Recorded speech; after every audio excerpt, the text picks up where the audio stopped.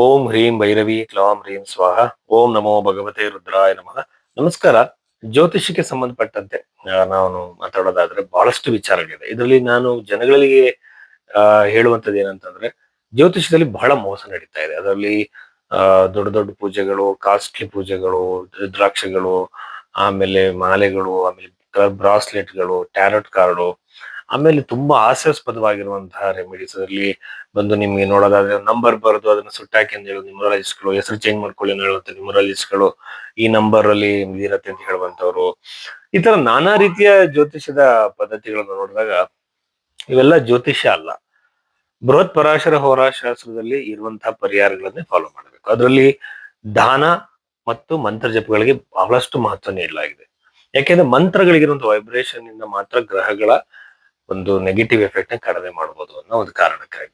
So ಇದನ್ನ ಹೇಳದೆ ಯಾವ್ಯಾವ್ದೋ ಒಂದು ಹಾಸ್ಯಾಸ್ಪದವಾಗಿರುವಂತಹ, ಬಾಲಿಶವಾಗಿರುವಂತಹ, ತುಂಬಾ ಖರ್ಚು ಮಾಡುವಂತಹ ಪೂಜೆಗಳನ್ನ ಹೇಳ್ತಾ ಇದ್ದಾರೆ. ಸೊ ನಾನು ಇದ್ರ ಬಗ್ಗೆ ಜನಗಳಿಗೆ ಮಾಹಿತಿ ಕೊಡ್ಬೇಕು ಅನ್ನೋ ಕಾರಣಕ್ಕಾಗಿ ಈ ತರ ವಿಡಿಯೋಗಳನ್ನ ಮಾಡ್ತಾ ಇರುವಂತದ್ದು. ಇಲ್ಲಿ ಜ್ಯೋತಿಷ್ಯ ಏನ್ ಹೇಳುತ್ತೆ, ಪ್ರಾರಬ್ಧ ಸಂಚಿತ ಕ್ರಿಯಾಮಾನ ಕರ್ಮಗಳ, ಈಗ ಕರ್ಮಗಳೇ ನಮ್ಮ ಈ ಜೀವನಕ್ಕೆ ಕಾರಣವಾಗಿರುವಂತದ್ದು, ನಮ್ಮ ಜೀವನದಲ್ಲಿ ಹಲವಾರು ಘಟನೆಗಳಿಗೆ ಕಾರಣವಾಗಿರುವಂತದ್ದು. ಗ್ರಹಗಳು ಈ ಕರ್ಮಕ್ಕೆ ಅನುಸಾರವಾಗಿ ಫಲಗಳನ್ನು ಮಾತ್ರ ನೀಡ್ತವೆ.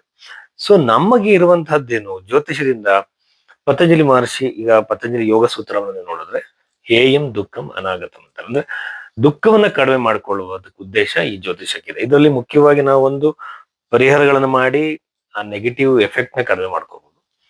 ಅಂದ್ರೆ ಒಂದು ಮಳೆ ಬರುವಾಗ ನಾವು ಹೇಗೆ ಒಂದು ರೈನ್ ಕೋಟ್ ಹಾಕೊಂಡ್ರೆ ಮಳೆಯಿಂದ ರಕ್ಷಣೆ ನಮಗೆ ಸಿಗುತ್ತೋ, ಮಳೆಯನ್ನು ನಿಲ್ಸಕ್ ಸಾಧ್ಯ ಆಗಲ್ಲ, ಹಾಗೆ ಒಂದು ರಕ್ಷಣೆ. ಎರಡನೇದಾಗ ಬಂದು ನಾವು ಅದನ್ನ ಅಕ್ಸೆಪ್ಟ್ ಮಾಡ್ಕೋಬಹುದು ಸತ್ಯವನ್ನ. ಮೂರನೇದಾಗ ಅದನ್ನ ಅವಾಯ್ಡ್ ಮಾಡ್ಬೋದು, ಅನವಶ್ಯಕ ಕರ್ಮವನ್ನ ಮಾಡೋದನ್ನ ತಪ್ಪಿಸ್ಬೋದು.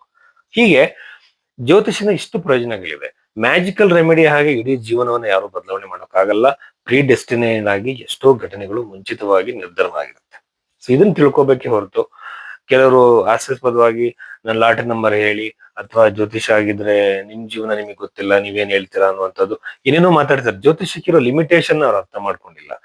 ನಾವು ದಿನನಿತ್ಯ ಮಾಡೋದ ಎಲ್ಲಾ ಕೆಲಸಗಳು ಜ್ಯೋತಿಷದಲ್ಲಿ ನಿರ್ಧಾರಗಳ ಆಗಿರಲ್ಲ.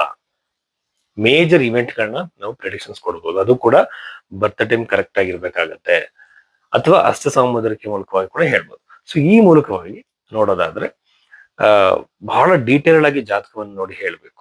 ಸೊ ಆ ನಿಟ್ಟಿನಲ್ಲಿ ನನ್ನ ಒಂದು ರಿಸರ್ಚ್ ನಡೀತಾ ಇದೆ. ಹಸ್ತ ಸಾಮುದ್ರಿಕೆ ಮತ್ತು ಜಾತಕ ಎರಡನ್ನು ಹೊಂದಾಣಿಕೆ ಮಾಡಿ ಹೇಳುವಂಥದ್ದು, ಇದು ಬಹಳ ಅಕ್ಯುರೇಟ್ ಪ್ರೆಡಿಕ್ಷನ್ಸ್ ಬರುತ್ತೆ. ಮಕರ ರಾಶಿಯವರಿಗೆ ಸಂಬಂಧಪಟ್ಟಂತೆ ಸೆಪ್ಟೆಂಬರ್ ತಿಂಗಳ ಈ ವಾರದಲ್ಲಿ ನಡಿಬಹುದಂತ ಘಟನೆಗಳ ಬಗ್ಗೆ ನಾವು ವಿಶ್ಲೇಷಣೆ ಮಾಡೋದಾದ್ರೆ, ಮಕರ ರಾಶಿಯವರು ಶನಿಗ್ರಹ ಮೂರನೇ ಮನೆಯಲ್ಲಿ ಇರುವಂತದ್ದು, ಅದು ಕೂಡ ವಕ್ರಿ ಶನಿಗ್ರಹ. ಅನವಶ್ಯಕ ಸಂಚಾರಗಳು, ಅನವಶ್ಯಕ ಓಡಾಟಗಳು ಇರುತ್ತೆ. ಅದನ್ನು ವ್ಯಯ ಆಗೋ ಸಾಧ್ಯತೆಗಳಿರುತ್ತೆ.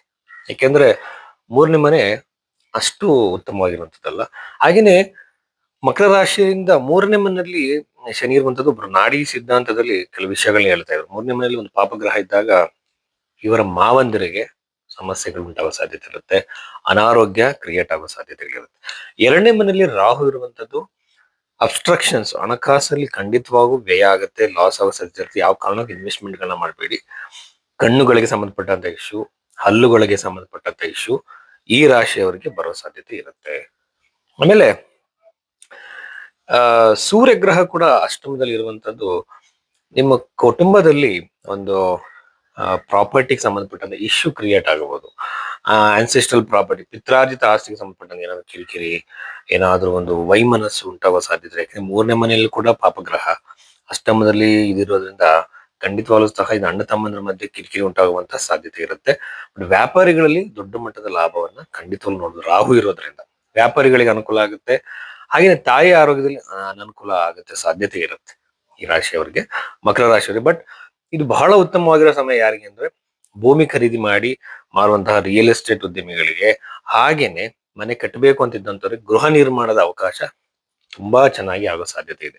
ಅಂದ್ರೆ ಲೋನ್ ಆಗ್ದಲೇ ನಿಂತಿದ್ರೆ ಅದು ಸರಿ ಆಗ್ಬೋದು, ಅಥವಾ ಗೃಹ ನಿರ್ಮಾಣ ಸಂಬಂಧಪಟ್ಟಂತೆ ಜಾಗ ಹುಡುಕ್ತಾ ಇದ್ರೆ ಜಾಗ ಸಿಗ್ಬೋದು.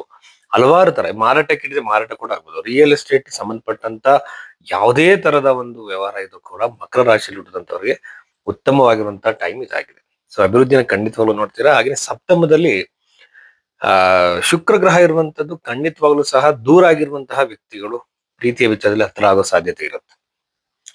ಹೊಸದಾಗಿ ಪ್ರೀತಿ ಉದ್ಭವಿಸುವ ಸಾಧ್ಯತೆ ಇರುತ್ತೆ. ಹಾಗೇನೆ ವಿವಾಹ ಆಗುವಂತ ಸಾಧ್ಯತೆ, ವಿವಾಹ ಆಗಿಲ್ಲ ಅಂದ್ರೂ ಮದುವೆಗೆ ಅಂದ್ರೆ ಇಷ್ಟಪಟ್ಟಿದ್ದು ಪ್ರೇಮ ವಿವಾಹಕ್ಕೆ ಮನೇಲಿ ಒಪ್ಪಿಗೆ ಸಿಗದೆ ಇದ್ದಂತವ್ರು ಕೂಡ ಒಪ್ಪಿಗೆ ಸಿಗುವಂತ ಸಾಧ್ಯತೆ ಈ ರಾಶಿಯವರಿಗೆ ಒಂದು ಅನುಕೂಲ.